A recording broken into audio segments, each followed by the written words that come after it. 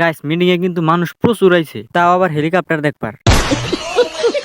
Guys একটু পরে স্টেজের সামনে বলে কি ড্যান্স করতেছে, ভাবলাম ড্যান্সটা আমিও দেখি আপনাদেরও দেখাই।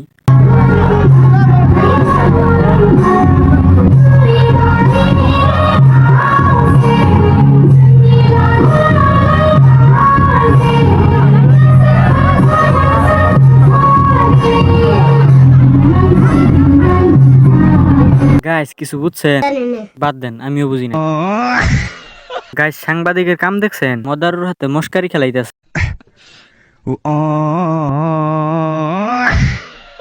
আর গাইস তারপরে ফাইনালি হেলিকপ্টার এন্ট্রি মাইরাই দিল।